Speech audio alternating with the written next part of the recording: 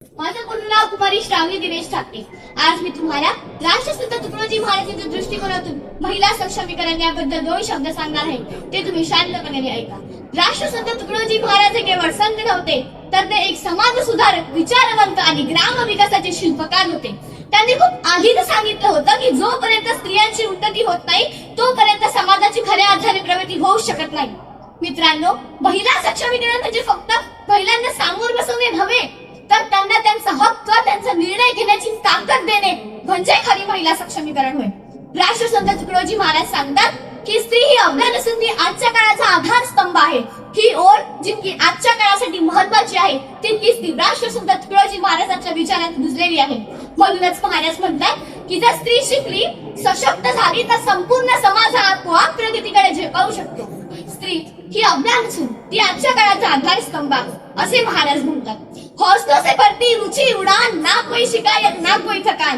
हौसलों से भरती ऊंची उड़ान, ना कोई शिकायत ना कोई थकान। सबके जीवन का आधार है वो, मत करना तुम नारी का अपमान, मत करना तुम नारी का अपमान। महाराज सांगतात की स्त्री ही घराची लक्ष्मी आहे, परंतु ती केवळ स्वयंपाक घरापुरती मर्यादित नसून स्त्री ही मुलाची पहिली गुरु असते।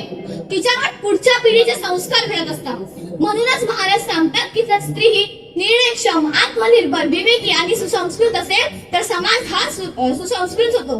आणि महाराज तर म्हणतात की घर घडते ते आईमुळे, आणि गाव घडते ते घरांमुळे। याचा अर्थ स्पष्ट होतो की जर स्त्री सुशिक्षित, स्वाभिमानी आणि आत्मनिर्भर असेल तर समाज आणि राष्ट्र मजबूत होते।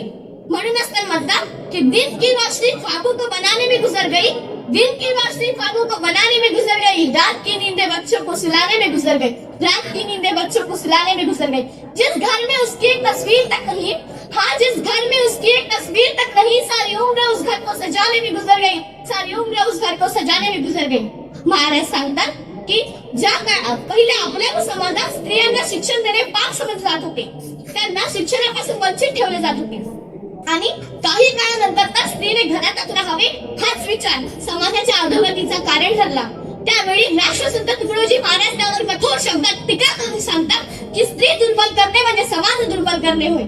महाराज सांगतात की महिलोन्नती म्हणजे फक्त शिक्षण देणे नव्हे, फक्त नोकरी देणे नव्हे, तर स्त्रीला तिचा हक्क, तिचा निर्णय, तिच्या मताला संपूर्ण कुटुंबात, संपूर्ण समाजात जागा मिळणे, तिच्या मताला महत्वाकांक्षा मिळणे म्हणजे खरे महिला सक्षमीकरण होय।